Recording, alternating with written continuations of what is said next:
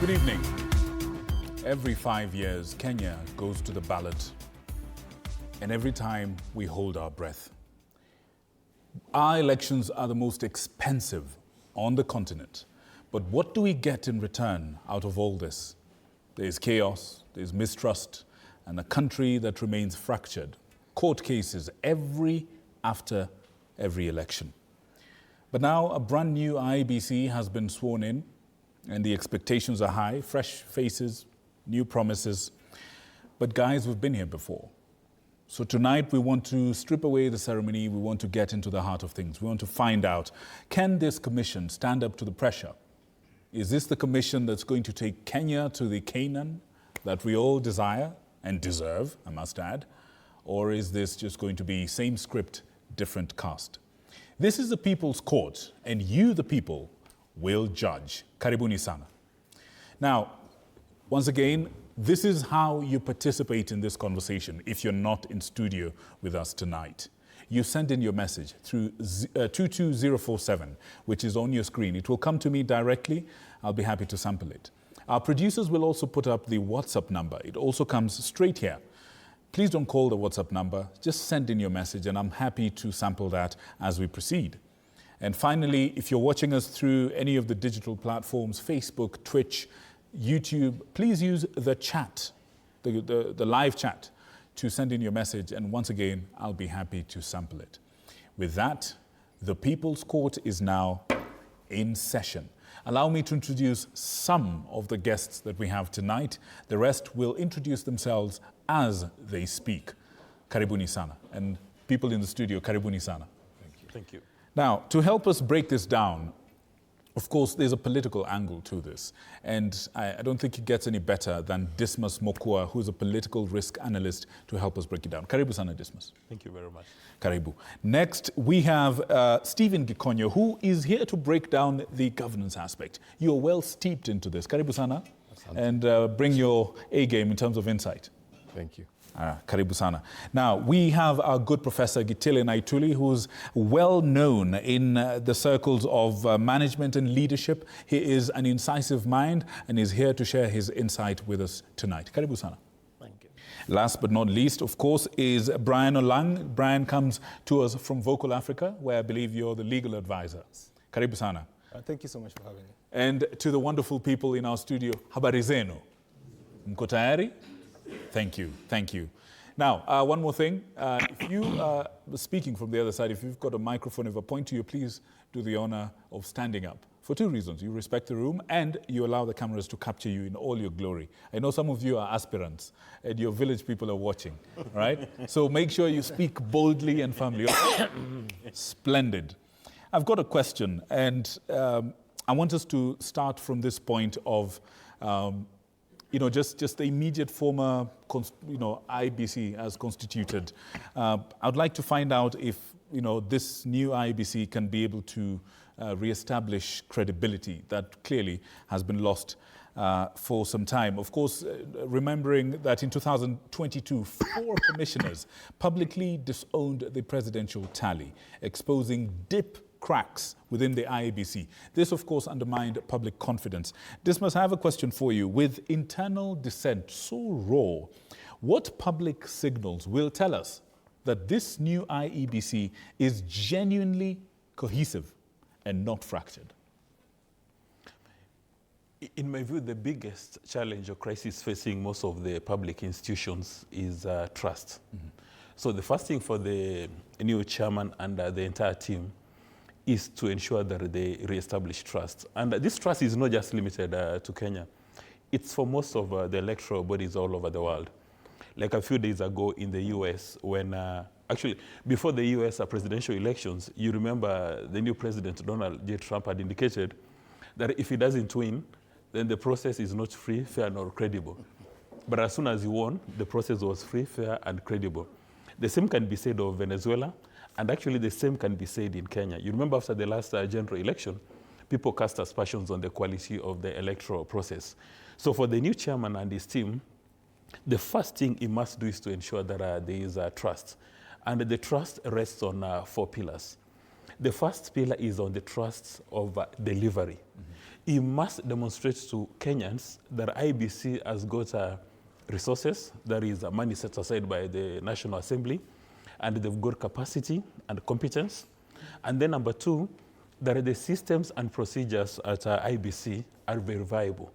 That means that Mura or Nafula can actually touch the systems and procedures. That is the first element. The second element is engagement. That means that they must engage with all the stakeholders, starting from the voters, coming to the political leaders, coming to the political parties. They must identify the powerful political candidates and ensure that their interests and aspirations are taken care of. That is to mean that the election must not just meet the legal standards, that, you know, we followed the Constitution, we followed all the relevant acts. No, it must identify with the stakeholder needs. They may need to speak to all the powerful political voices, that if those voices cast aspersions on the quality of election, then we get into trouble. That means they must have conversations with all the leading presidential candidates, and they must identify the powerful people. Like, for instance, if you go to the Senate, you need to look for a gentleman called Richard Onyonka and persuade him that what you are going to do is going to be a success. You need to look for somebody like Sifuna and persuade him that what you are going to do is credible. And then you must have a proactive communication strategy. Because in the past, what the challenge was that the former chairman, and you know, in my community we don't discuss dead people, so I'm not going to mention his name, but you see the former chairman, when he came, he had challenges with communications. So people did not know the systems that have been established at IEBC, whether they're going to be a success or whether they're going to be a failure. Then the third pillar is the question of integrity. They must assure us that the entire leadership of IEBC, starting from the commissioners to the electoral officials and the people who are going to be employed on a temporary basis, that all of them are ethical and they're persons of integrity, and they're guided by the rule of law and nothing more. Now, if you do those three things, then you're going to re-establish trust. But if you don't do that, then people will not take your word to the bank. In other words, the new committee must go the extra mile to persuade Kenyans that wherever they make a pronouncement, right from MCA level to the presidential level, their word can be taken to the bank. All right. And the new IEBC has got some people who are very solid in communications. And you know, you can pick out a name like Dr. Alutalala. He's very solid in communication, and he's a lawyer, and he's got a PhD in leadership. That is the kind of person who can be used in communication. Because you see, if you don't do that, then you're going to be winking at a girl in the dark. Everybody knows within IEBC what they're doing, but the public doesn't know. If they don't do that, then they'll be in trouble. And then the second point, they must take control or immunize themselves from very funny politicians. Like, for instance, there's I don't know that it's a women rep or she's a nominated leader, who with alacrity says that they're going to steal elections. And you recall Musalia Mudavadi giving a warning shot. Those are the kind of people who must be penalized, because when you have a position of leadership, and then you go to the top of Mount Kenya literally and say, it doesn't matter the outcome of this election, President Ruto is going to win, and then the new commission sits back and says, wait a minute, we've just assumed office, ngoja tukaa hapa kidogo, then we are going to issue a statement. No, such kind of people must be penalized, and if it's possible, the voters back home or the political party need to recall that leader, because those are the people who poison the electoral environment. All right, all right. Prof, let me bring you in here for a second. I saw you reacting to the comment of winking at somebody in the dark. Talk to me about this. Is the problem, or has the problem been personnel, personality, or the fact that some of these appointments remain political in nature, and not being able to root out partisan loyalties or royalties, if you may? That is exactly the problem, that we never really hire, we advertise, but we pre-select. Before even we advertise, we know exactly we are going to put there. I don't know, most of you saw that the Daily Nation tied the commissioners to the politicians who brought them. And nobody has challenged that. The chairman, I think, is saying that some guy applied for him from South Africa. So the problem has been the people we put there. But also, another problem is the politicians who contest the election. They have not looked at that law. There is absolutely nothing in the Constitution or the Elections Act that allows the chairman of the electoral body in Nairobi to validate any results, because there is no capacity for Nairobi to do that. In other words, if you look at Article 86, the election is supposed to end at the constituency tallying center, period. The announcement that by the returning officer at the constituency tallying center is supposed to be final. So when you have the process, which has been allowed to take place, it allows those commissioners, for example, to announce whoever they want as the president, even if the person has lost. And therefore, what this means is for the coming election, nobody in the right mind should trust the team.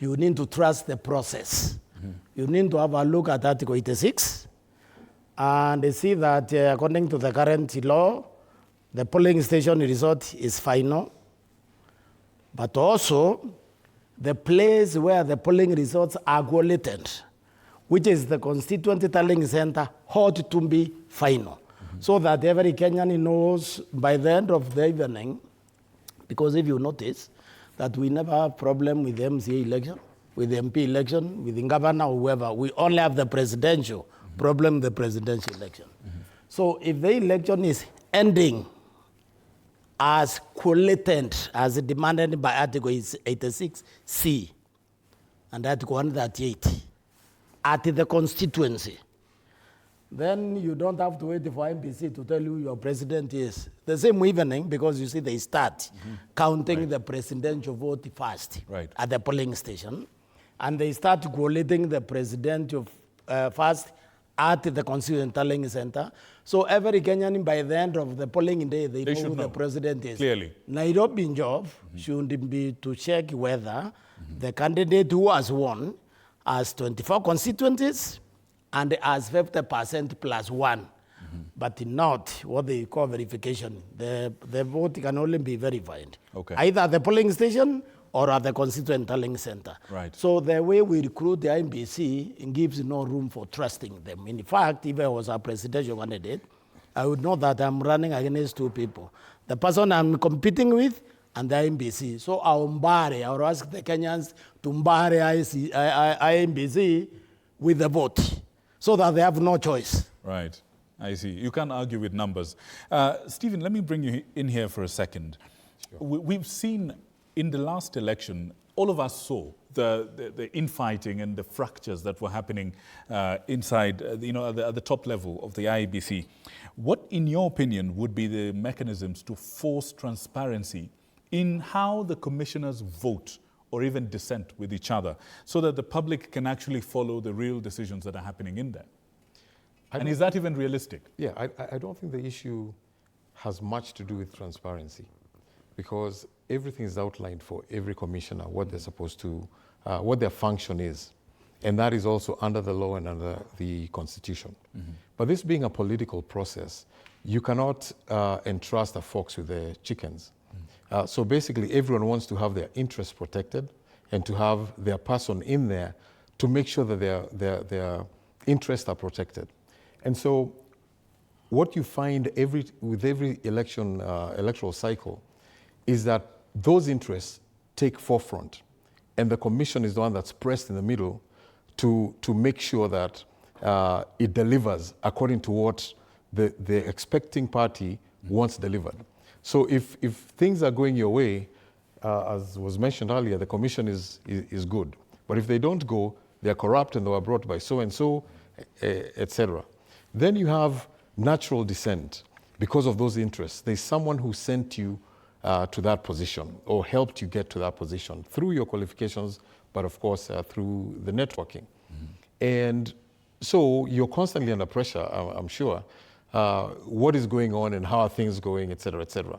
So remember that we are Kenyans and we behave a certain way when it comes to matters to do with elections. And therefore, when there's dissent within the IEBC, then it's a matter of who, especially in the last session, you have to look at who actually strategized sufficiently to deliver what they wanted the people to see delivered.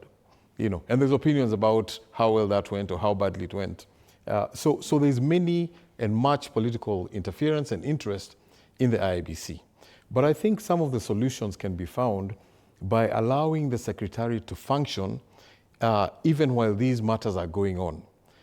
Because the whole selection of the committee has taken a long time because of interventions in the courts or injunctions from the courts. And that has caused a delay and potential impact on the timeline toward the election. That's something I'd like to talk about a little bit later on. But please, finish your point. No, I think I'm done. All right, thank you. Brian, let me bring you in real quick on that point that he just made and what Professor just said. Do you think that IEBC should be legally required to publicly justify disputed results, especially with some of those commissioners who are dissenting, signing off individually with reasons, just like how a corporate board or a board of governors of a school is able to do things?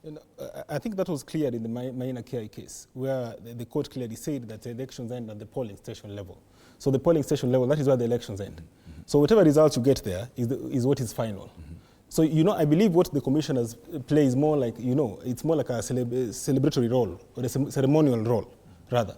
So, clearly now, we are focusing on, how these commissioners can avoid scandals. But in my opinion, they are not ideally, it's not about them avoiding scandals. It's how do they bring back the confidence of the people to this commission, because that is what is lacking currently. So that should be their main mandate, because currently as things stand, Kenyans don't believe anything they'll announce. Because, if from the process they were recruited to now, so if that process itself is questionable, then it means that even if I lose elections, I'll say, I lost because so-and-so was brought in by a certain candidate or something like that. So that is where we need to start. Grounds for yes, that's the conversation we need to be having now as Kenyans, yes. All right. But I think, you see, the minor judgment intended to have gone further to the constituency, Tallying Center. Okay.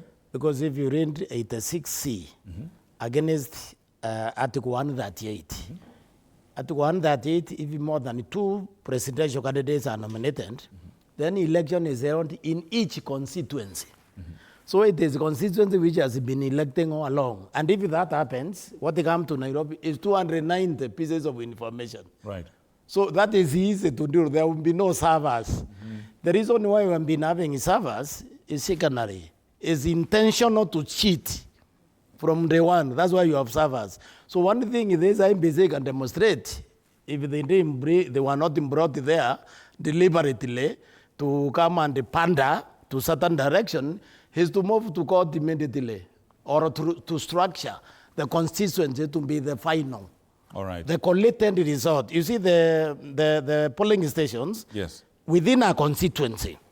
Okay, and you know how the tallying goes on in a constituency. They are bound. And they project the result from polling station A there. You are there already from that 4A. If it differs from you, you just right there. Right. You can't do that in Nairobi. So why do they bring polling station result in Nairobi? Right. Victor, to write on the minor Kiai case, yes, please. We must look at the recruitment of the IEBC commissioners. Initially, there was a piece of legislation, and the National Assembly and President Ruto activated the process. But Mr. Raila Odinga came and said, wait a minute, we are not happy with this. Then there was NADCO, then there was a new piece of legislation. And the IEBC selection panel put up an advert and said, for anybody who thinks they're qualified for this role, please come and take this position. But the majority of Kenyans had a phobia, because taking up a role as an IEBC commissioner is considered to be political suicide or professional suicide. But a few brave Kenyans actually put forward their names, and they went through the entire process. Now there's misinformation and disinformation around their selection. If you pick anybody in this room, they're related to a county commissioner somewhere, they're related to an MCA, they're related to an MP, they're related to a powerful politician. So you can actually go through a dotted link and you'll find everybody. Now, what Professor is making reference to, there was an article in one of the newspapers which said these are the politicians that are related. It's unlikely that you can become an IEBC commissioner if you just scroll from the woodwork in Mosocho. Even if you come from Osocho, you are known to Anthony Kibagendi, the local MP, you are known to Richard Onyonka, the senator, or you are known to Simbarachi. What we must do in that case is to ensure that the people who have been elected, because we tend to focus much more on the personalities, we must look at the people who are so elected and find out, did they meet the bare minimum? Because majority of guys who are qualified did not, and do they follow the law? But two things can be true at the same time. Or even three. You can be qualified. Or even four. You can be qualified and still connected. If you really want an independent person, Let me you bring do in the these way guys. they do in Ghana. Yes. Okay, you get the equivalent of the Judicial Service Commission, and you divorce the president from the process. Right. That way you are likely to have independence. So nobody can try. I mean, you can try to pander and to tell people that the process was independent and I don't know, someone is related to nonsense. These fellows elected, and they are not the only one who did it. All right. It's not William Ruto only. All right. Uhuru Kenyatta.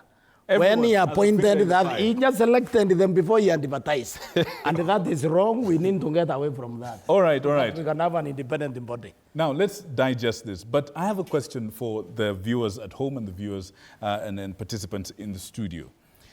Do you trust this commission more than the previous one? If you trust it more than the previous one, let me see by a show of hands. All right, there's three people that trust this new commission more than the previous one. Have a microphone, I'm coming to you in a second. And do you mistrust this, obviously, more than the other? Anyone who does not trust this one? And who's in the middle? Who's in the middle? Who doesn't know yet? Aha. So let me get 2 people for, 2 people against, and 2 people in the middle. Sir, you already have a microphone. Would you, what's your good name and why do you trust this commission? Yes, my name is Jawara JM. I'm a governance and policy expert, and I'm so happy to be here. Karibu. And the reason why I can say that I do trust the commission is this.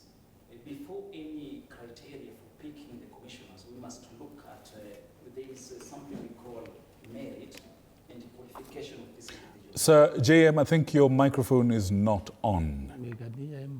How about now? Yes, I believe it's Now it's okay. okay. Yes, perfect. So based on qualification of these individuals, I can say we can be able to trust them. So you trust, from what the gentlemen here are saying, that, I mean, differing opinions, obviously, but you believe that the current crop are qualified. Very true. And they were qualified. appointed They are qualified. credibly. Credibly. All right, But all right. the Let's hear from question- somebody else. Yes, We'll come sorry, to you. But the question is this: can they deliver? Very good question. All right, let's hear from who else believes in this commission. Who else? Let's hear from you, sir. Your quick name and why you believe in this commission. My name is Ojala Silas. Yes, I come from Kapomboi, in village in Kwanza where the Leche Bukati parents come from. So I believe in this commission that has been selected because a due process was followed. If there was any problem there, it could have been said. But nobody raised an issue while they are being selected. I therefore believe that indeed, if these are the people who have been placed there, and definitely, we know they have political interest. I also know that my candidate there's a hand there, but I believe if we choose to believe that this commission will deliver, definitely we'll make sure that there will be high voter turnout in 2027. Okay. Yes. All right, all right. Let's hear now, who does not believe in this commission? Let's hear from the lady right behind you, sir. Please pass the microphone to her. Your good name and why you don't believe in this commission. My name is Phyllis Maina. The one reason I don't believe in the commission is that it is very hard to vet the commission without delivery. Mm-hmm. I think the time that they will deliver, we can now vet according to their delivery, the measure of their delivery. Another thing, we don't know what influences them. We saw another time the whole judiciary complaining of a phone call. We don't know whether the same phone call can influence them to do their work. Right, right. Let's hear from somebody else who doesn't believe in it. Pass the microphone to the gentleman at the right at the back. Thank you. My name is Calvin Ayaga Okumu. Hello, Calvin. Yeah, the reason why I don't believe in the IEBC commission, there are 2 aspects of it. One, how do you expect somebody who is going to play against the other party to be involved in the selection of the referee? In this sense, go look at the chapter 15 of the Constitution. You'll realize the only independent commissions in Kenya are 2. Controller of Budget and Auditor General. That is where the problem comes in. And who does the appointments? The president, who approves. The parliament, which has been compromised already. And you expect, and the president is a party that is going to run against other parties. Who appointed those guys? All right. Powerful questions That is right there. The problem we have. All right. When you think critically, yes, there's no fairness there. But when you use informational thinking, you might think there is fairness. There'll never be fairness so long as the president appoints, and it's a party that is going to compete. All right. Fair point. Now, one more person who doesn't believe in it. Let's hear from the gentleman right at the corner, maroon jacket, please. Yes. Your name and why? My name is Okech Victor. Yeah, a statistician by profession and a software engineer also. Karibu. So, as a statistician, basically, before coming here, I did some analysis to determine the trend that has been there since the ECK, and then we transited to IEBC. And basically, there's something that comes out clear, that there have been issues with the election over and over again. And so, this just like the same forest, but different monkeys in it. So, until when they prove us wrong, is when we can believe in them. All right. Thank you, dear statistician. Now, who's on the fence? Who's in the middle? Who doesn't quite know? Let's pass a mic to the lady right at the back. And who else needs to say something? Sir and sir. All right, let's hear from you, madam. Your good name and why you're on the fence. My name is Rahab Dukwaro. Karibu, Rahab. Accountant by profession. Karibu. I am in the fence. And there is I'm sorry, your mic isn't working. Would you, I think you need to switch it on or maybe pass her a mic that actually works. Thank you. If you'd care to make your point again. Yeah, my name's CPA Rahab Dukwaro. Karibu. And I'm sitting on the fence. Why? And the reason why I'm sitting on the fence is, these people have been selected considering all the factors that we would think of. Talk of the qualification, probably the experience, and all that in place has been considered. Mm-hmm. But despite that being considered, they have also to pledge loyalty to the people who gave them, or rather who helped them acquire these positions. Until they execute, probably we have these mini elections that are coming up. Mm-hmm. Until they execute them, and we see how they're executing them, we will not believe in them.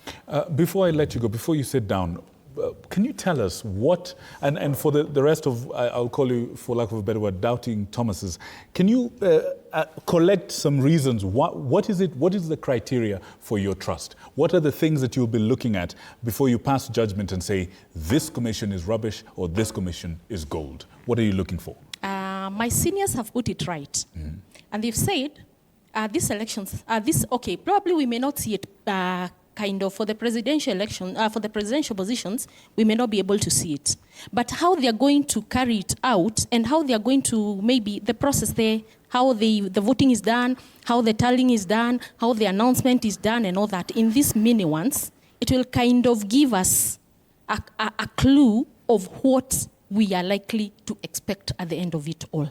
All right. Let's hear from somebody else. Thank you, Rahab. Sir, with a colorful shirt, please prepare as we hear from you, sir. Your name and what are your reasons? And by the way, what is your, kichungi chako? Kina nini? Kina shimo za aina gani? Yes, CP Daniel Kiroga is my name. Mm-hmm. What I can say is whatever that you've just heard from my colleagues here, it is because of where we are coming from. 2017, we still had the commission, and you know what happened 2022. And the biggest thing is the public trust. These people have all the qualification. The chair is qualified. Mm-hmm. That one we cannot dispute. But our trust as Kenyans is that how are this commission will what we saw in 2022 happen again? Because these people, as what the panelists have said and professor, we know the people who have brought them on the table. We know who brought the IEBC chair from the table. I don't want to mention a lot of things because I don't have facts. But so we know. What will you be looking at? Because you say you're on the fence, you're undecided. Yes. What are you going to look at to be convinced either way? Yeah, for me, I'm waiting for these by-elections, which are coming. All right. So if they're going to do a good job in by-election, definitely we can trust them to do the work in 2027. All right. Thank you, CPA. Let's hear from you, sir. Your name and why you're on the fence and what you're going to be looking at to be convinced. Thank you so much. My Karibu. name is Victor Orwa. Karibu, Victor. From the Third Liberation Movement Caucus. I am not specifically sitting on the fence, as you seem to suggest. The only reason why I've not taken a position either way is because under our caucus, we've suggested radically sweeping constitutional changes, which we believe that they shall subvert the adulteration of the electoral process, and they will equally thwart the moral decay in our political system. So unless and until we present the same to the Independent Electoral and Boundary Commission for consideration, it would be premature.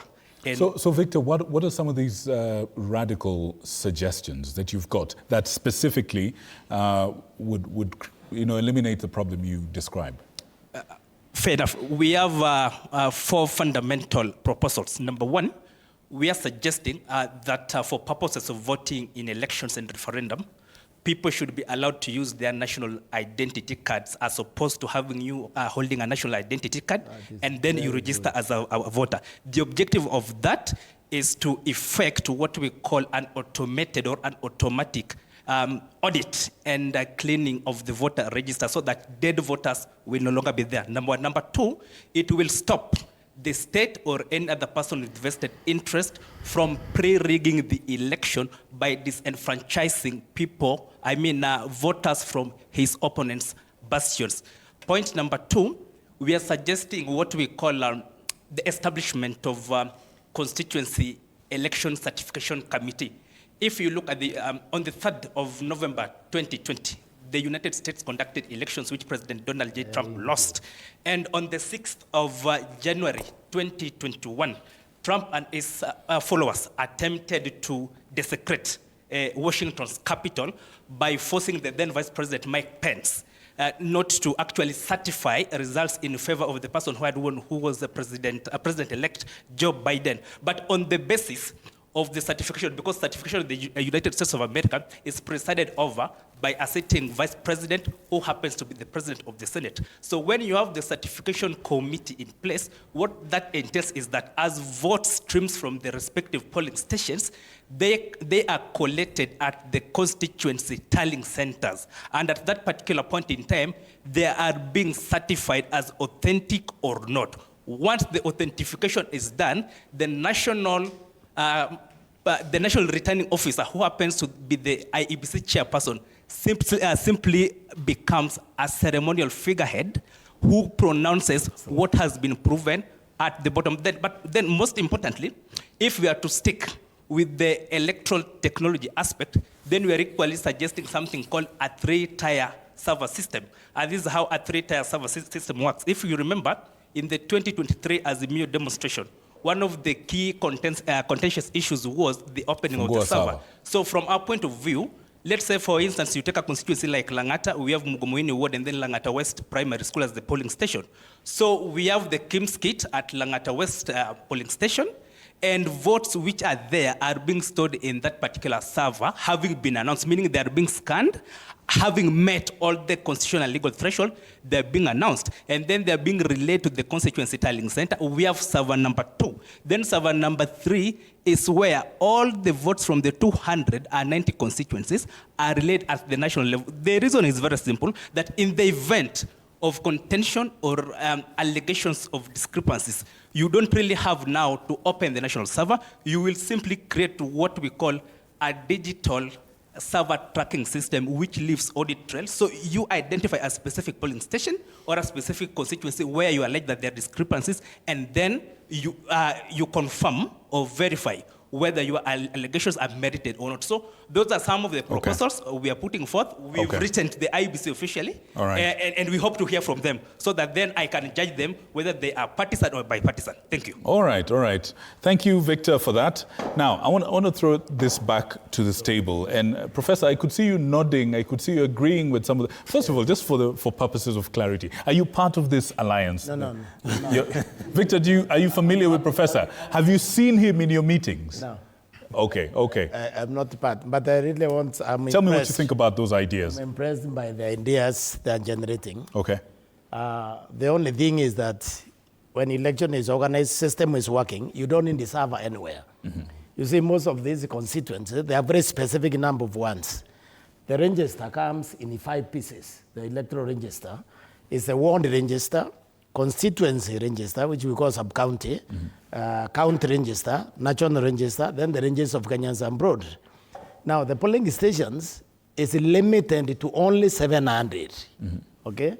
So what we need is a system where, after closing of the inspection of the register by the voters, then the register is handed over to the candidates so that they can monitor results from the polling stations, how they are coming in.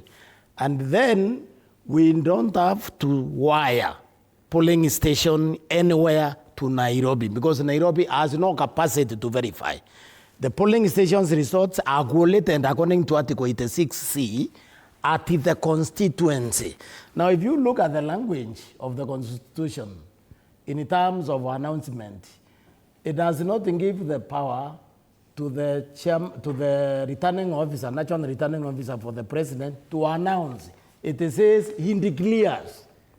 Declare, you see, when you announce, you are giving new information. You are saying who has won here. When you declare, you are declaring something already people know. Right. So we have not done, as a country, we have not looked at the law clearly. In order to trust the system, we don't have to trust individuals. We don't need to trust individuals. We need to trust the system. But nobody has paid attention to this system, and I think for good reasons. Most of the candidates you have been having are candidates who are not interested in becoming president. They are running as a business for some other reason. Now, this election, what you want from your candidate, they must tell you whether they want the job, and if they want the job, they start fixing the system now, so that we trust the system and not the IEBC. Okay. Victor, Victor, let me just... Let me hear from Olang, just a second. Olang was ahead of you. Yes, Olang. You know, I've actually heard what my colleagues in the audience are saying. You know, they're not questioning the qualification of these commissioners. We know they are qualified. You know, they have sound mind, they are above 18, you know, those basic things. Yeah. But what you're questioning, are they able to be accountable? Are they able to be transparent? What are the questions they're supposed to answer? And those are the key issues that Kenyans want them to deal with. Once they deal with those issues, then we're able to gain confidence in this commission. So in your opinion, what would be a good way to find out if they actually meet this second threshold? Trustworthiness and so on and so on. I think the system which they build. All right. Yes. All right. Now, Dismas, before you come in, I want to launch the next segment. Just before you give us your point. At some point, we have to talk about the cost of this election. Kenya's elections have been the costliest on the continent of Africa. Worldwide, actually. And worldwide, by far. They say 44 billion the last election. Other estimates say it was much higher. Some of these costs have been broken down to things like, the cost of the BVR kits. A huge and sometimes ignored part is the litigation that happens, the court cases that happen after every election. And there's a lot of money feasted upon by Olang's learned friends. Now, we need to understand this subject of cost. And Dismas, I want to come to you because I know you had another point to make, so you can mash them up together. Could you help us break down this high spend? Why is it that Kenyans are paying so much and gaining so little? There's very little credibility that has come from such high expenditure in terms of elections. And why has this situation not changed? What are we missing? Now, Victor raised a very fundamental issue. And that issue contributes towards the costs. You're a Kenyan. When you turn 18, you're given an ID card. But then you have to go the extra mile and go and register. Why can't you use your national identification card to go and cast your ballot. If you can use your national ID card to do mobile money transfer, and these companies, they do lots of resources, why can't we use our ID to vote? There are several reasons. In every 5 years, we have these people who are called members of cartels or vendors who have to make a big buck out of every general election. Over here, we're struggling to go and cast our ballots, but believe you me, in every election, there's going to be millionaires and billionaires. The cost of transportation, the cost of security, and the cost of trust. In other parts of the world, for guys who've traveled, understand, even on a voting day, it's not a public holiday or a national day. People go work in the morning, 10 o'clock, or lunchtime, you go and cast your ballot. But in Kenya, voting is actually a security operation. You see prison officers, Kenya Wildlife, NYS, Scouts, everybody. Even the Scouts are out. Everybody is out here. Mobilized. Obviously, it's an exaggeration. Right. But that is the reason why it becomes very costly. And if you look at the figures will shock you. Our neighbors down the road, Rwanda, these are figures ahead of the last elections. The average cost per voter is 112. That is Rwanda. 112. In Kenya, it's 2,000 bob. In Uganda, 1,400. Zambia, 600. India, 1,000. Nigeria, 1,000. UK, 480. Kenya, understand, is the second most expensive in the world. India is a big democracy, but it's only 1,000 bob. Why is it expensive? It's because we don't trust anybody in Kenya. That everybody, you go to cast your ballots, there's an AP guy, these people have to be transported, and everything has to be taken care of. That is the reason why they're very expensive. But one of the strategies to make it very cost-effective, just use your national ID. Now, if you can trust people like Safaricom or Airtel to transfer money, I suspect among these young people here, there are bright minds who can develop an app which you can use for voting, so that we don't even need to leave your bedroom on the election day to go and cast your ballot. These bright guys who understand technology, there's something they call blockchain, that there's an audit trail, there's everything.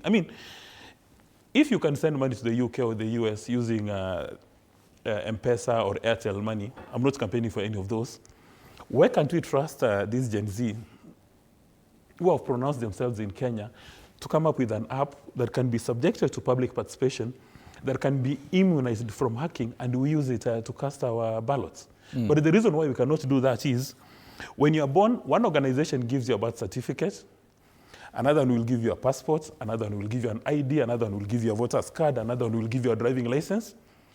And all these are state agencies. Why can't your ID serve as your voter's card? Why? Is there any reason?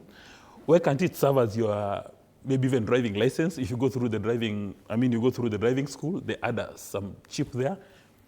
It's very deliberate effort to ensure that every election we make millionaires and billionaires. I see. Stephen, I saw you writing down something. Would you care to share your point there? And as you do, is it possible to actually audit every penny? For example, even in the preceding election, and could real-time budget tracking, like what has been discussed here, be one of the solutions to reduce wastage or theft or any sort of leakage?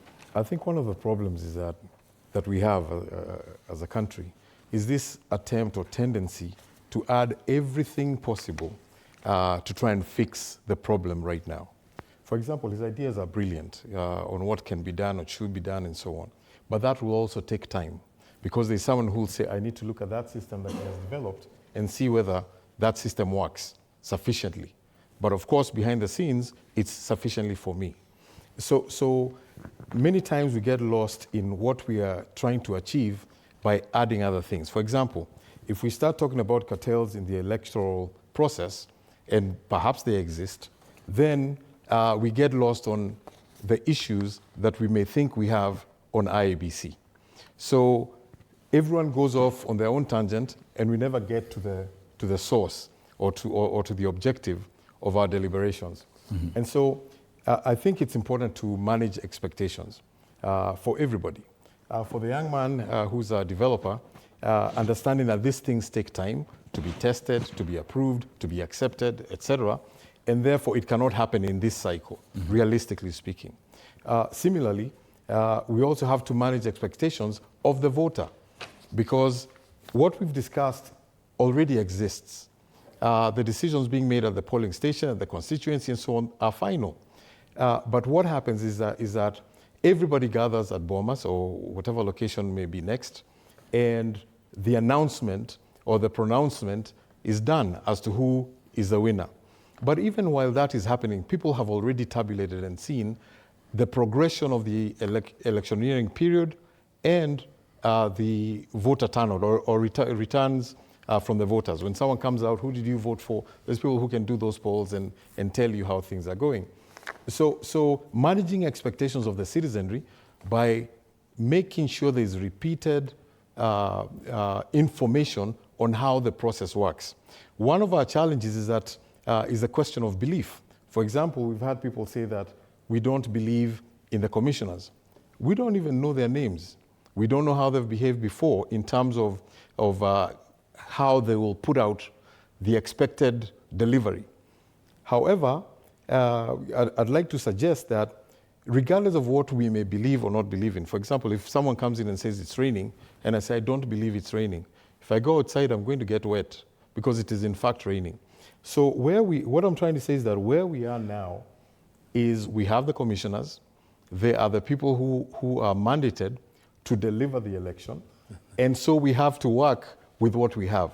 What is likely to happen is someone else might go to court tomorrow and decide that I don't like what is happening, and the court might decide, okay, let's hear this case before anything else happens.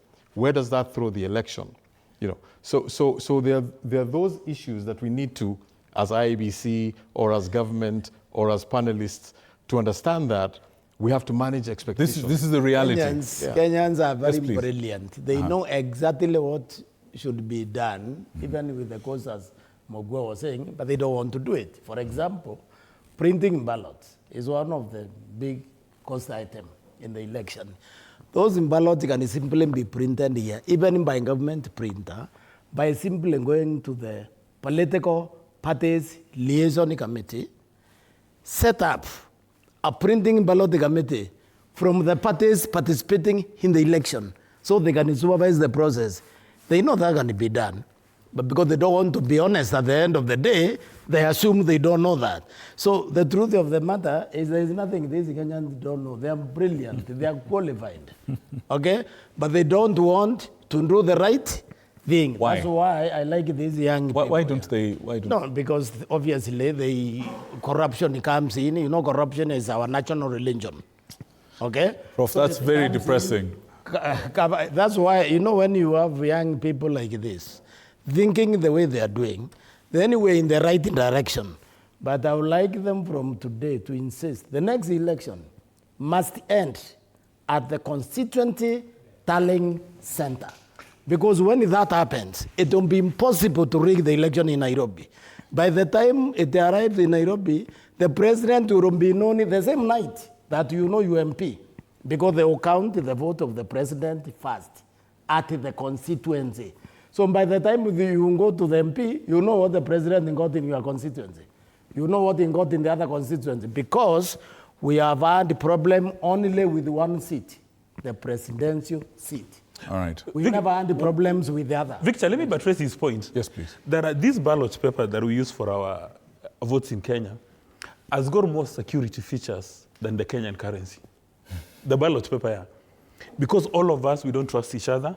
We've got a high appetite for stealing, high appetite for corruption, that the Kenyan ballot has got more security features than the Kenyan currency. As Professor is saying, why can't we do our things in River Road or at the government printer?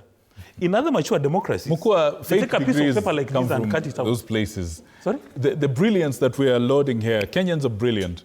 Believe Kenyan criminals are equally as brilliant. No, but we get your point. Olang, please. There's a point I wanted to touch on because you mentioned the litigation cost. Yes, please. Yes, indeed. It's normally quite high. Yes. And I think my suggestion is if they can explore the option of in-house counsel, where they have in-house lawyers who represent them, as opposed to getting, you know, these big shots that they normally get year in, year out after every presidential election, that charge them billions. And you know, IEBC is not a corporate body. that is there to make profit. This is an independent commission funded by taxpayers' money. So whenever they're doing these things or recruiting advocates, let them consider that they're paying using taxpayers' money. It's not personal money or corporate money. So that's something they need to consider. Having in-house counsels, because you have this, the AG have that, have in-house counsel, ODPP has that. So that is an option they should consider. All right, that's great. I just want to alert them also the way you know whether they are working properly. You see where they are sending the KIMS kit for voter registration. Okay, because the slot are only 700 per polling station. So you see where they are sending majority of these. Are they sending them in the population centers, strongholds, or in the other? So there is all these parameters. But this is why I'm saying that what we have been lacking here is presidential candidates who actually want the job, and they follow the process from the beginning to the end. Because the election is not during the voting day. Right. Election is the returning officers you are going to appoint. What method are you using to appoint them? The presiding officer in the polling station. Then the procedures for transmission, which are spelled so well in Section 39 of Elections Act. It's spelled so accurately. Now, you need to make sure from day one that these procedures are followed. Now, we never really had, and not in the electoral body is there. I mean, the other one, you saw it, but a candidate for president challenging, for example, a sitting president by someone who actually wants the job and is doing everything to make sure they get the job. That hasn't been a weakness. All right. So they have proposed this idea that election has been stolen. There is no election which has been stolen in Kenya. It's just the candidates refused to take power because they refused to follow the process.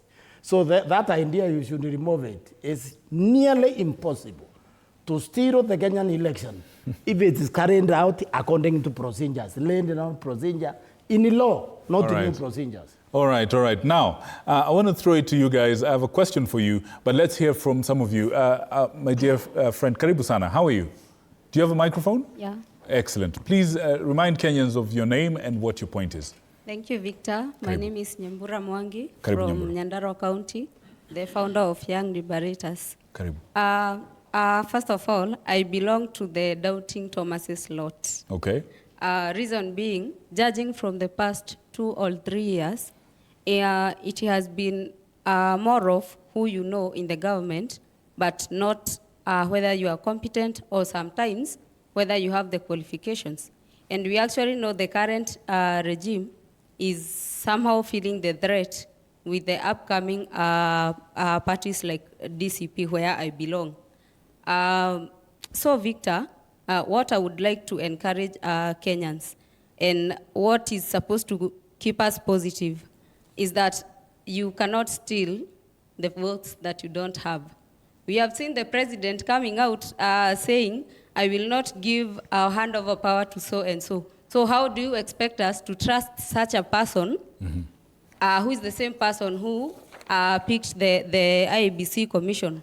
So what I would like to tell Kenyans, let us increase the voter turnout because mtu haezi kuiba kura zenye haziko. All right. That's all. All right. Thank you. Let's hear from somebody else who hasn't spoken. The gentleman right at the back with a microphone. And then next we'll hear from you, sir, and then a gentleman from there. Yes, please. Oh, and you'd like to, okay, sure. Thank you very much, Mr. Victor. Karibu, sir. I'm Daniel Kahindi, an aspirant Kinangop constituency as a parliamentarian there. First, I want to say that I don't believe in this IEBC. The commissioners, immediately a day after they were sworn in, they were able to declare that in the central region, we have 3 million ghost voters. At the same time, in the northeastern, there are 2 million voters. Immediately after they got to the office, the question is, if they knew this before, why didn't they challenge the previous or the system? If they knew it. So you smell a rat. That means already they're using a certain channel or they are following somebody's word. Secondly, by saying that we should be voting via our IDs, the question is, are you aware that women who are married in neighboring Tanzania areas, they were told that they will be given partial IDs? then they will become voters Where is who this are not information? Kenyan. Where is this information? It was there. It's just that I don't have a specific date, but it is there. So that means you're questioning that process because you say it may not be credible. I'm questioning those commissioners. Okay. Because if they really mean what they say, and they really mean to make sure that the electorate body is doing its work on its right way, why didn't they do it before? They All were right. Kenyans. I believe they were alive that time. Okay. All In right. addition, Yes. on the cost, if really the government wants to reduce the cost, one, let them embrace the online voting process. There are so many brilliant ideas, and somebody sometimes back suggested something, she got arrested, suggesting on how people should vote. And you are like, why? And if, All right. let me just clear it.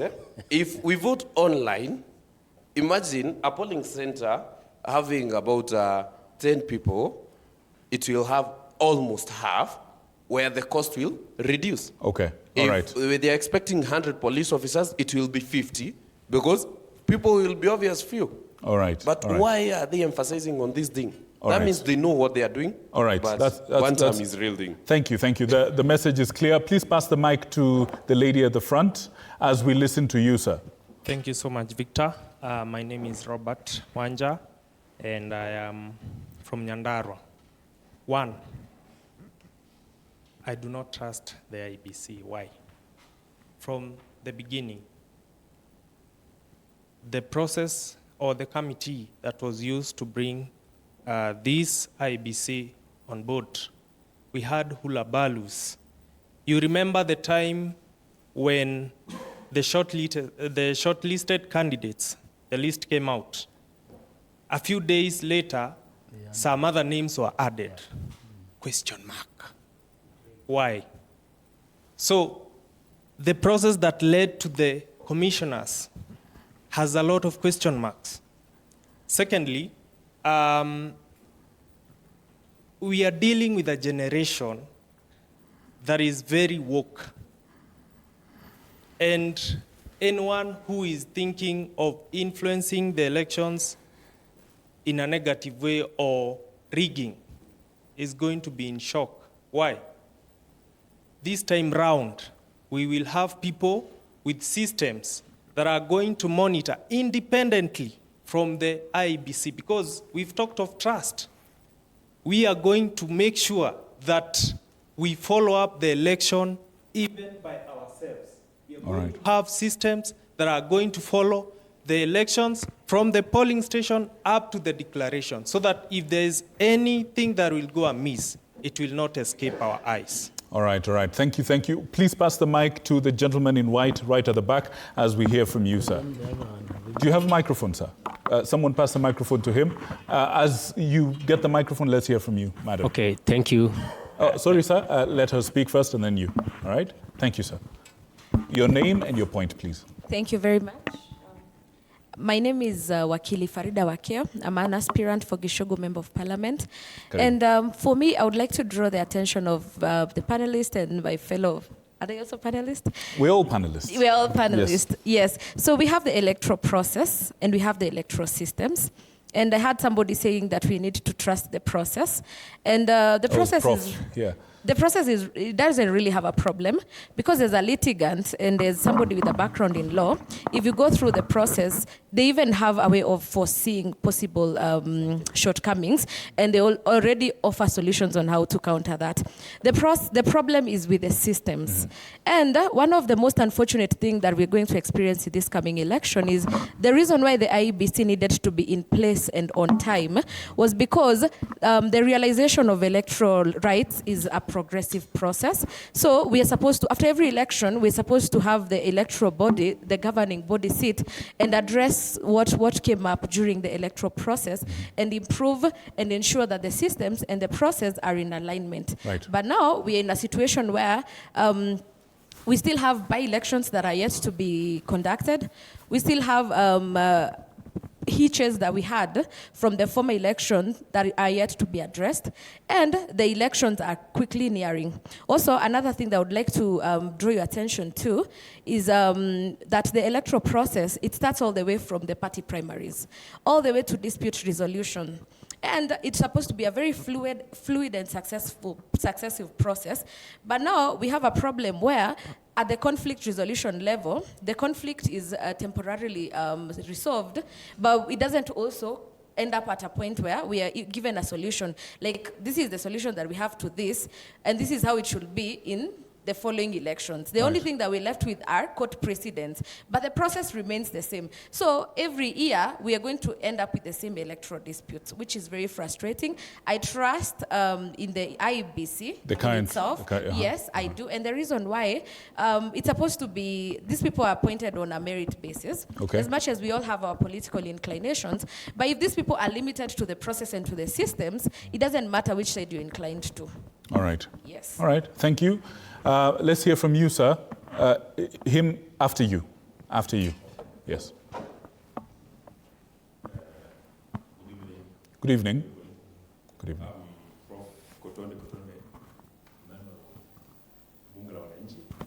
Karibu. I think your microphone has a problem. Would someone please pass a tried and tested microphone? Systems and processes, Wakili. You trust the system? Yes. Process. Let's work with what we've seen. I was saying, yes, Mr. I was saying that I'm called Prof. Kotonde Kotonde. Karibu. A member of Bunge la Wananchi, and also an aspirant in the coming elections, come 2027, for Ruaraka. Ruaraka, all right. Yes, Karibu. just opposite. All right. I want to say that I truly believe in our constitutions, in our institutions, and our bodies running elections and other spheres of life. However? Not really. All right. Maybe let me just take you back shortly. Yes, please. Sometimes around 2017, we had an election which was not properly done. Then Uhuru Kenyatta was vying against Raila. The elections were nullified by the then Maraga. By virtue of trusting our institutions, our very own people who were vying then, Raila and the team, accepted finally what the courts gave out.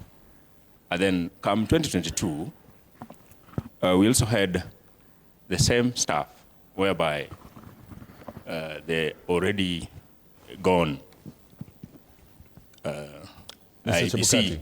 No, I don't want to say that. And his team. Exactly. The elections were having issues. But by virtue of trusting this country and even those institutions, we have the legit and fully elected running system, that is the government of the day, under the same IEBC. Now, the reason as why I'm saying I do trust this, the newly elected and the newly installed IEBC officials, is that these people, before they were in the office, the positions were announced, the due process was done, and the panels who grilled the people who are already in the office were there. If in case we had issues then I don't think they could have been installed fully, ready to take the mantle. It is wrong in our culture to say that something is wrong before you even start the game. All right. We have the polls. We have many polls just coming, like the one in Kasipul. We have another one in Malava. We have another one in Karubangi. There are so many, all the by other the way. places, yes. We need to see the way these people are very credible. We don't need to preempt that this is our country and therefore we already mistrust these people. Yet these people are Kenyans. We don't have Americans here. We don't have Ugandans here. We must be people of this country who trust the system and trust the institutions we have in place. All right. Thank you. Fair point. It doesn't give him some information. Just, See why people sorry, are sir. challenging the process is the way that act was drafted. It allowed, for example, Azimio to nominate two.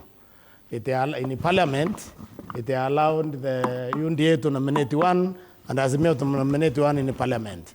You see, the presidential candidate are not going to be Azimio only and the UNDA only. Okay? So the recruiting panel should have been a credible panel sourced from the public, but not from specific individuals. You see, it was when it came to Azimio nominating, then Raila nominated. But Raila already joining government. He was not even in Azimio. So when the process is wrong, the outcome is also wrong. All right. That's a good point. The gentleman back there will feel like there's an agenda against him. He's been kept waiting 3 times. What's your good name? Okay. And would you please make thank you, the panelists. Thank you, Victor. Karibu. And good evening, everyone. Good evening. So my name is Alex Tyson. I'm an aspirant, MCS, Tarehe Ward. Karibu. So the reason why I don't trust I have reasons why I don't trust the newly commissioned IEBC. One is because of how they conduct the elections in Kenya. You can see, we have histories of election from way back. Figure out from 2007 the conflicts of election and everything. And second is, whoever commissioned the IEBC, unapata like everyone is rooting for his or her own person. Like unapata chairman was commissioned by who? By the president himself. And the president himself, anasema, if there is no country for us, so there is no country for him. So what does that implies? It implies that this guy is not ready to step out of the office, whether the election will be fair or not. Alex, as an aspirant, sorry to cut you, but I want to ask you a direct question. Okay. You're hoping to go through the very systems and processes that you say you have no faith in. Do you have any hope of winning this seat? Do you have any hope of actually getting a good shot at... Apparently, that's a good question. Apparently, and it goes for every other hopes, aspirant here. Do you actually believe that, I mean, Kotonde and the rest are member for Kwanza, member for Kinangop, member for Gishugu, member for Starehe, all these guys. Are you guys actually going to, I think let him answer. You want to give Alex. him an advice that you need to know what they say. Uhuru told us that he will not give to the president, he won't give to thieves. When the Kenyans spoke, he gave because it's not his. So whoever says I won't give, I won't do, just ignore it. All right. When the Kenyans speak, that's final. The first one who will surrender. Vox Populi, Vox Day. Alex, let's hear from you. Okay, so thank you, Prof. Thank you, Professor. Yeah? So I want to answer your question directly. I have high hopes of winning this election because the elections, azinaga shida from the grassroots, from the MCA, MP, governor and senator and everything. The only problem we only have when we come to elections zinakujaga kwa presidential elections. Cause number one, akunaga transparency, akunaga accountability, nakunaga fairness. Like I want to challenge my professor here. The last elections we saw, and I think I saw the ODM before they joined the broad-based government.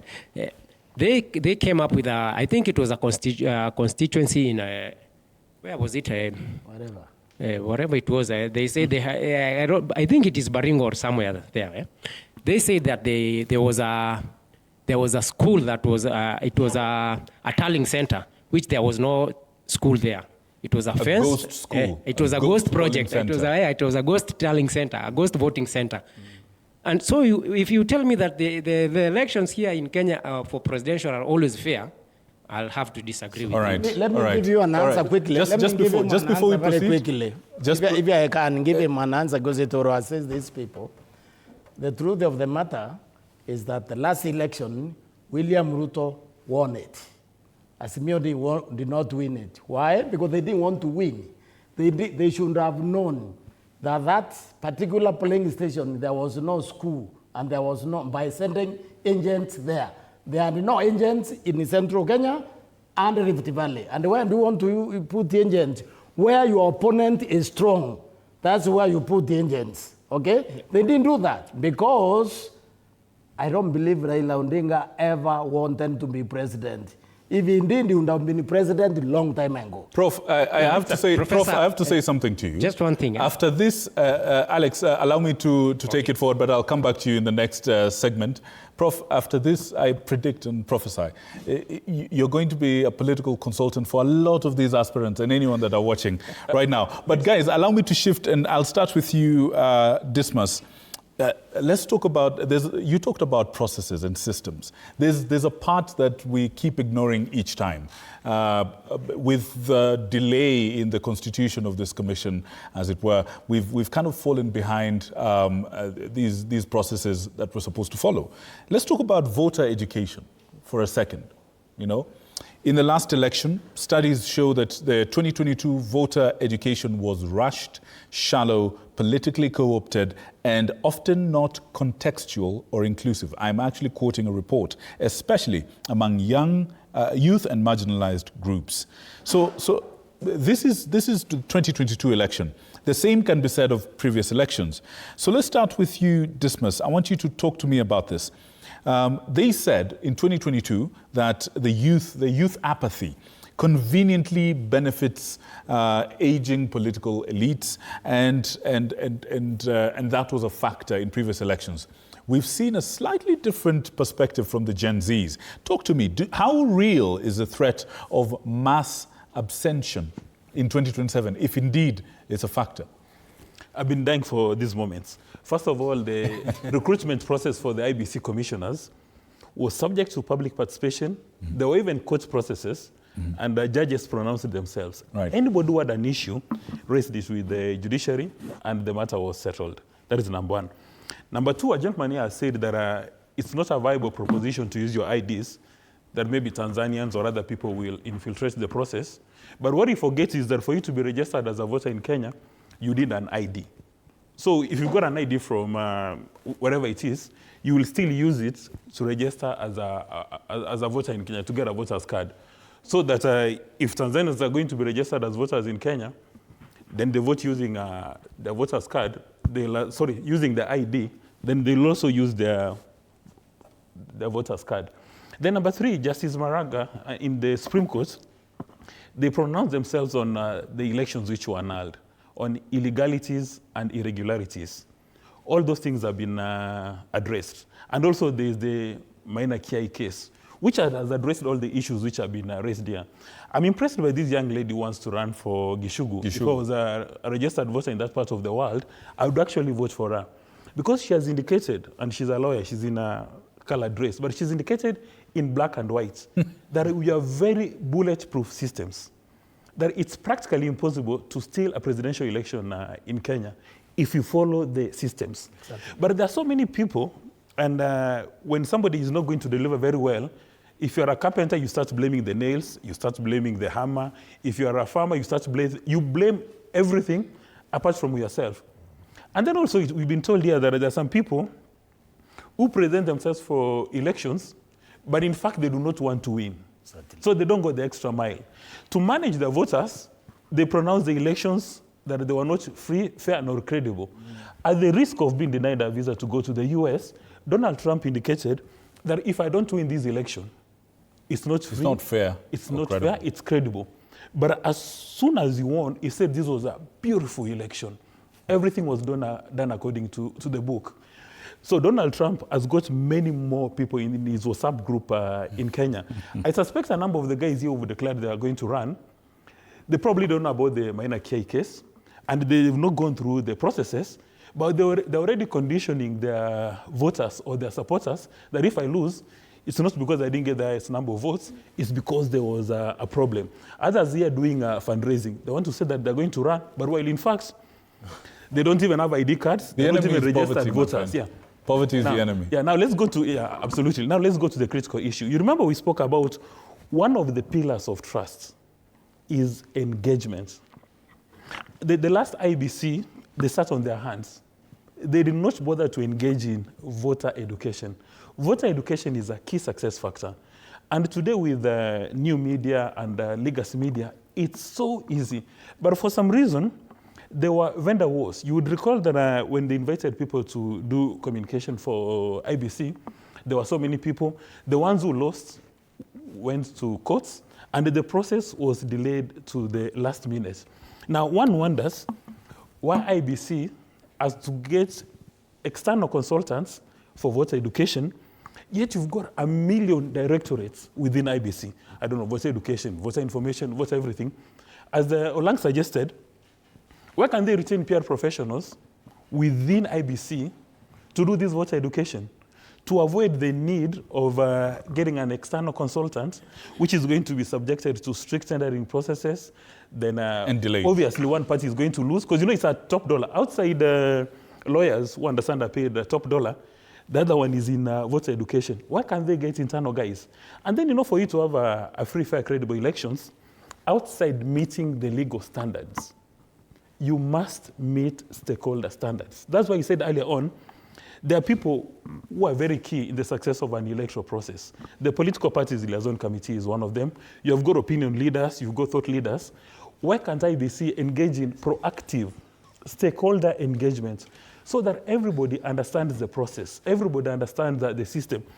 This idea of bombarding us with adverts a week to the election, they come with very nice, signatures and everything else. But why can't this be done early? And now, remember when during COVID and during Gen Z, we discovered you can actually use X to educate people. You can even use TikTok, you can use Instagram, there are so many avenues. All these things. Yeah. So all they need to do, which is very basic, and I'm offering them free advice, you do audience analysis.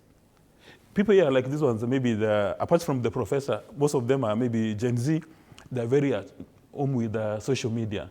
My grandparents at home probably want to go to the chief's baraza and get this information. So this thing is a walk in the park. But you know who benefits from voter apathy or voter suppression? It's the political class. Right. Have you ever wondered why Lake Victoria, which has got fresh water and has got some of the best fish in the world, have you ever wondered why that fish is not sold in UK or the European Union? It's because the elected leaders around Lake Victoria, they know that if the fish farmers start selling their fish in the international markets, they get money, they install DStv, they start buying The Economist, you're not going to take them for a ride. Have you ever wondered why there's no fish factory around Victoria, why there are no cooling plants, and you've got an international airport which does only passenger and not cargo? Perhaps that's going to be a topic of another People's Court. We are running out of time, but I want to bring everyone into this. Stephen, if voter education is meant to embolden critical thinking, if it's really, really meant to help the people know better, why is it still line-by-line instruction? Why is it very basic? Why isn't the voter education targeting things like misinformation or tribal bias or some of the things that have actually cemented themselves in our society as major problems? One of the challenges we have is, even as you listen to all of us speak, there are different views about what's wrong with the system. Yet at the same time, we're saying the system is not broken, but can be improved. There's an assumption that voters don't know what they're doing. But I'd like to tell you that voters are very sophisticated. They make their decisions and elect the person they want. Sometimes people say, how come so-and-so was elected? Kwani hawa watu ni wajinga? They chose that person. They decided that they're going to choose him, not because they're not educated, but because they had that choice to make. So elections have a lot of other dynamics. How you speak to the people, what you tell them you're going to do with them and for them, how they view you as a person, perhaps even your history, perhaps where you're coming from. So they understand specifically who they want to elect. So there's always an assumption, and many times it comes from Nairobi, that the voter is not educated. Believe you me, they're very sophisticated. Our electoral system is also extremely sophisticated, and it is complex. So it is not, as we see it, as just this thing that's moving around and so on. People win an election on the basis of what they tell the people and how they are perceived by those people.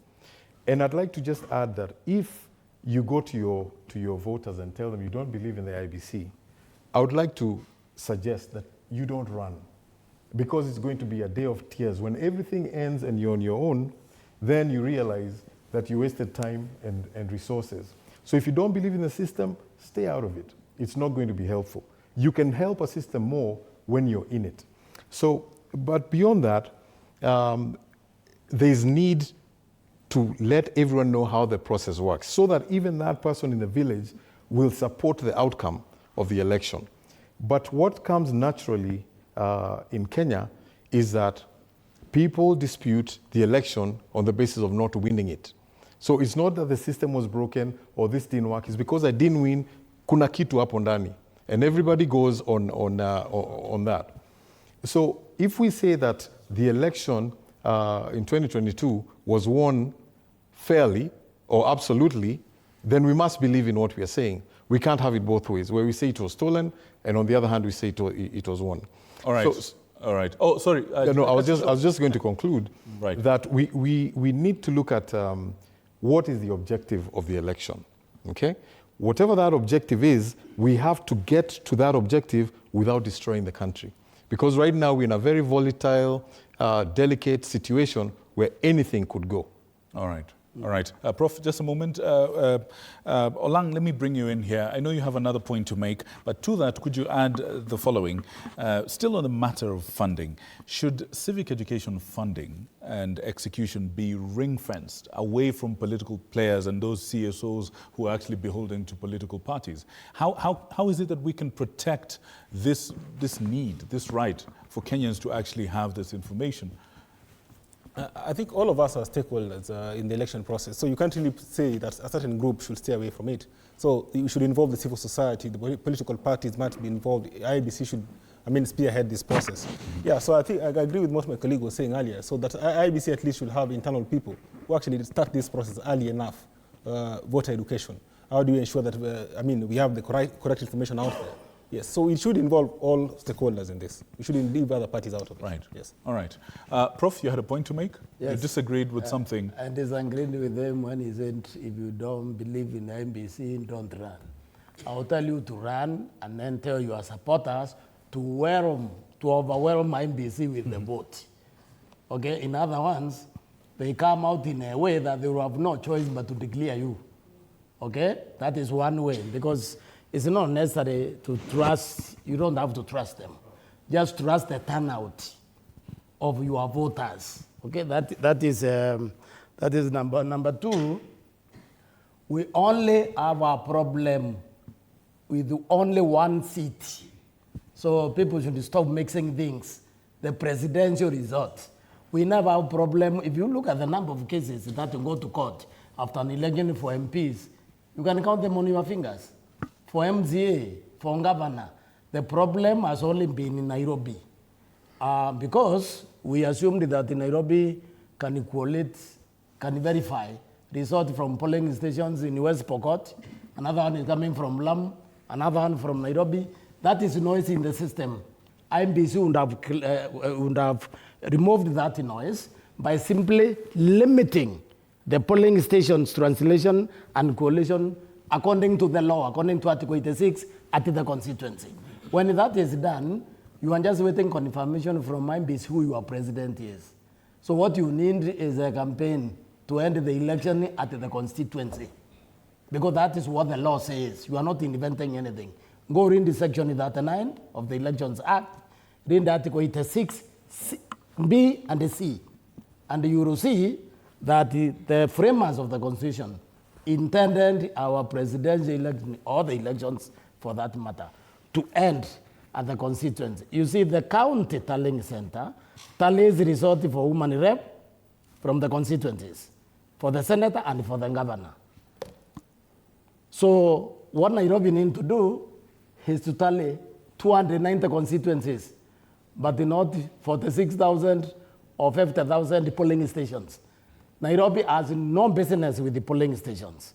I think that they need to start now, and that's why I'm saying the presidential candidate who is not going to tell you they are going to do that, they are not serious.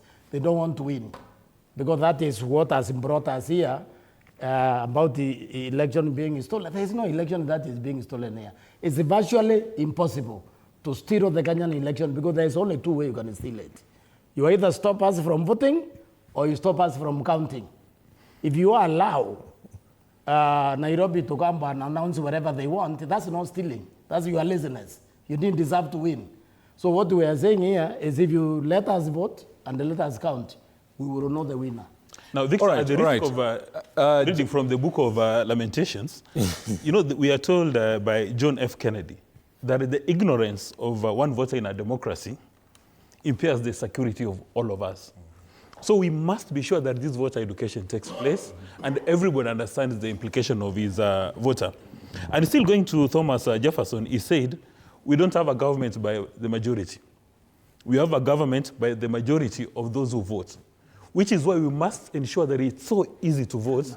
And the easiest way for every Kenyan to vote is by using their national ID. And I know after saying using the national ID, there's going to be a lot of misinformation and disinformation, as that gentleman started, that Tanzanians are going to cast our ballots. But if they've got if anybody from Jamaica, from Trinidad has got a Kenyan ID, then it means they are Kenyans. Let them come and vote. And if there's online voting, let them vote. All right. all right.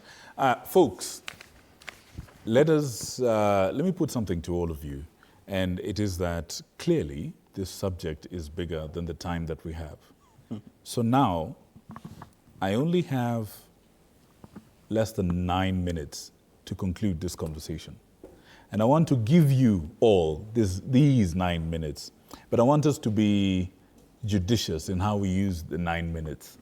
If you get an opportunity to say something, I would like you to consider that the rest of the people also have something to say. So let us use this time well. And to conclude, I would like to ask a question to the room.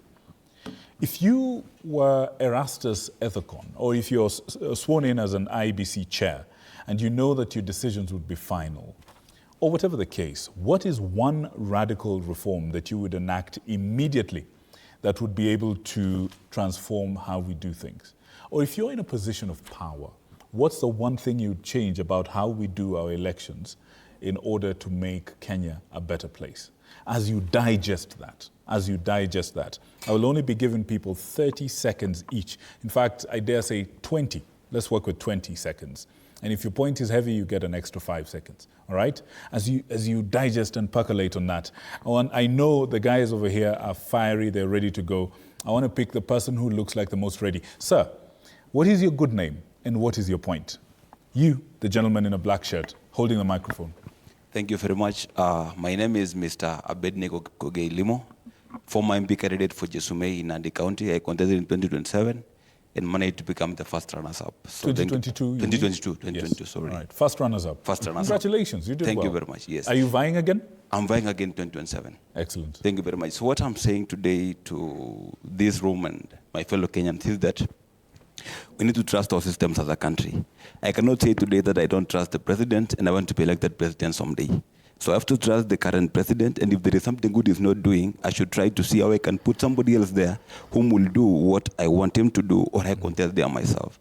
So we trust the systems that exist, then we see if there is something that is not good, let's use constitutional ways to do what should be done already.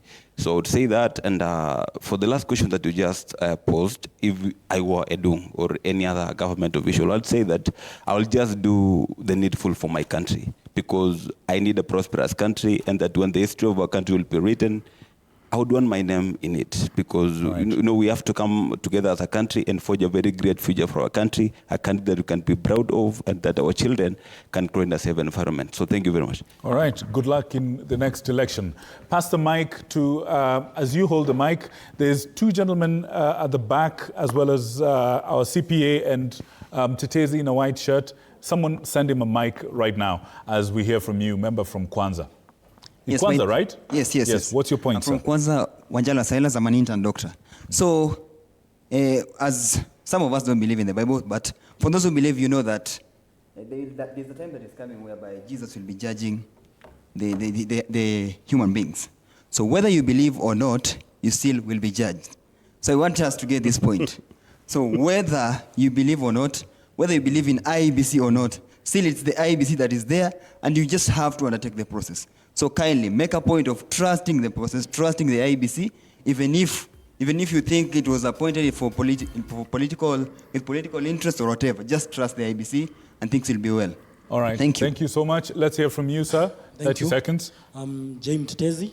and very quick. Personally, I did not comment on this. Are you vying, by the way? I'm fine. Are you vying for a position? No, I'm just one of the people educated. Voters. All right, all right. Voters. What's your point, And I sir? want to tell our voters down there home, if we reinforce our process that is highlighted in the Constitution, and if we follow the minor KI notes, I can tell you, even if William Ruto today is the president and the chairman of the IEBC, we can still beat him in his own game. Because that process, it just makes sure, as the chairperson, you just need to announce the results that people have casted. And so there be not any kind of rigging. Secondly, on part of cost, because Victor, my hand even will be massaged after this because I've lifted it for so long, so allow me to comment. Now allow me to make a comment. Please, as quick as you can. You have 15 seconds. If we want to reduce the cost of this election, one, we must make sure we don't have to acquire new KIMS biometric machines now and then. We don't have to use a lot of overlapping system. We just have one integrated system for voter registration, voting, and also voter transmission. Lastly, to our voters, because this IEBC, even if I have trust in it, I know it will not perform the voter education as it should.